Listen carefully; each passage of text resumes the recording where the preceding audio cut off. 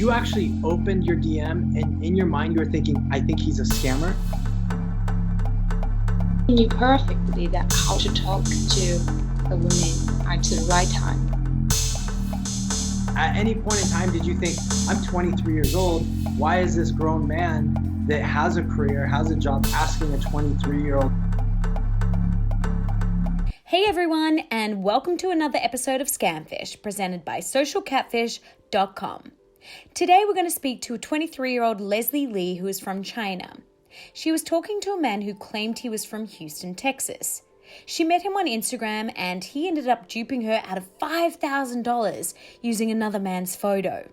We appreciate all the support, so don't forget to like, comment, and subscribe. Let's get into it. So it seems like you have a very different background from a lot of people we interview. What led you from, where you were before to now talking to this guy? I was in UK, in England. I met this guy in late April 2020. My life was so good. It was too good to be true. Leslie is 23 years old. She met Michael when she was 22. After she did some research on romance scams, she read that normally middle-aged women are usually the ones who fall victim to these scams, so she put her guard down. Were you looking for love at the time, or were you looking to meet other people, or was everything just innocent how you met this person? I was not supposed to date, but at that time I was single. So we met on the Instagram. That I remembered it was a night after I finished dinner with my friends. That time I was kind of bored, so I just scrolled through my Instagram, and actually he sent me the message 3 or 2 days ago before I actually replied to him. You actually opened your DM and in your mind you were thinking, I think he's a scammer? I already have the instinct that this would be a scam, but I just curious about that. I think, okay, let's just have a look. What was the first message? What did it say?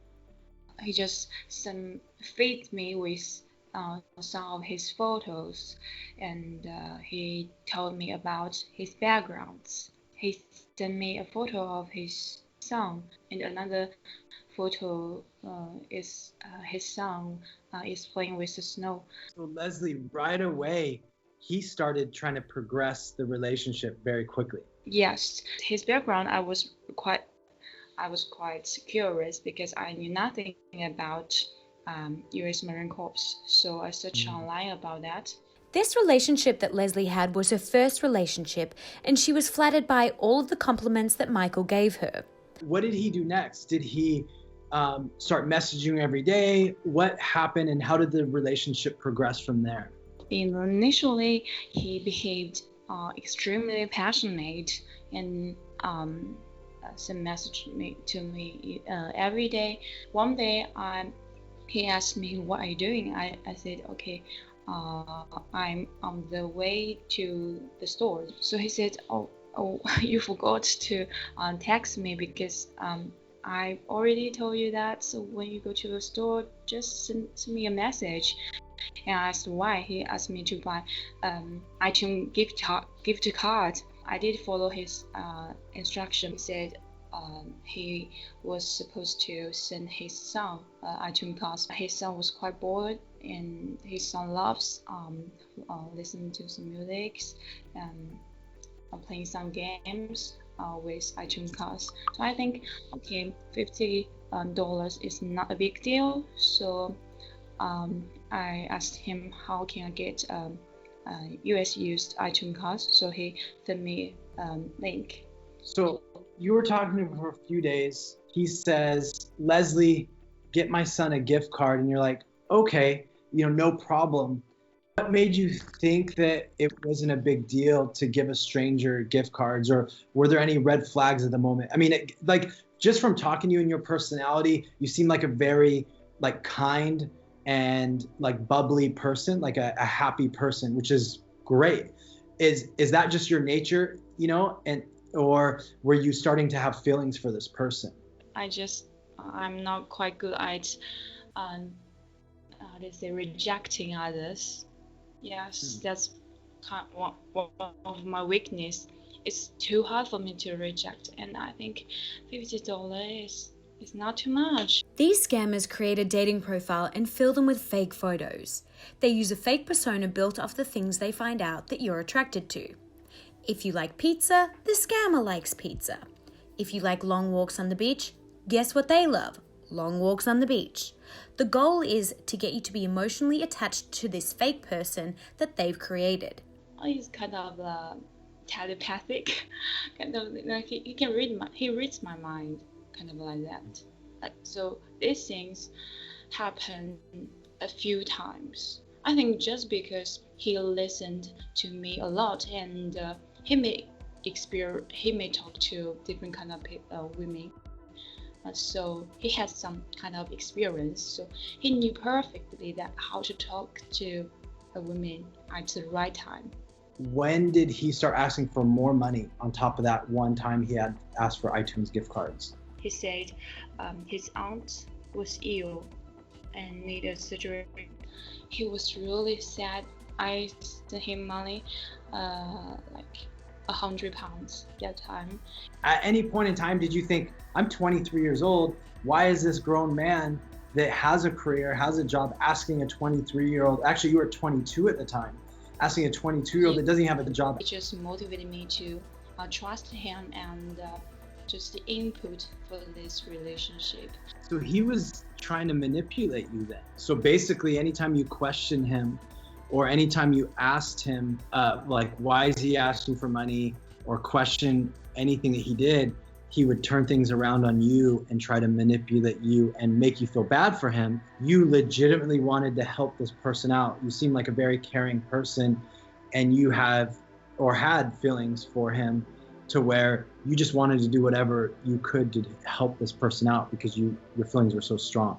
Yeah, I sent him a message that they said they believe that you are scam. He really got nuts. He said, "You're telling me right now I accused your boyfriend that he's a scam, and you stand there to believe. You can't even defend me, and you still have the right to tell it to my face. How the hell am I trying to scam you or being scammed to you?" So you can say, because I stereotyped the scammer, I thought they were just like mice that once you point out them or point out their lies, or you just unreal their lies, they will just be scared and just go away from you. So I stereotyped the scam, but he behaved differently, so that shocked me. So I say, actually, it's a good lesson for me because I've never met adversities before. So it magnified my kind of like Cinderella complex. Somebody that's going through exactly what you're going through right now, what advice do you have for them that you would have done differently that you did not do? The tricks of the scammer are always changing. They keep updating their tricks, and they even learn from the victim. So all of these things are uncontrollable, but the only thing controllable is just make sure that you are a well-groomed person. Talking to you really shows that this can happen to anyone. I mean, you were 22 years old at the time. You didn't even have a job, and you were going to school full time. And this guy still got a hold of you and basically stole money from you. We appreciate you being on today, but you've been great. And thank you so much for going into detail and giving us all this information. It's been a pleasure talking to you, and we'll keep in touch, okay? Okay, thank you for your time. Bye. Leslie found out that the real man in the photos is Christopher P. Rocha. He is a Marine Corps recruiter, marketing mentor, and motivator living in Chicago.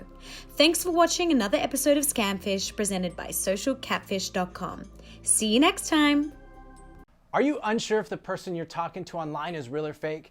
Maybe you've been trying to get a family member or friend to come to terms, and you have a story that you'd like to share about a romance scam. If this is you, email us at sharemystory@socialcatfish.com. By allowing our YouTube audience to hear about your experiences, you can educate them on what you went through and the signs you witnessed. Education is the best way to prevent these scams.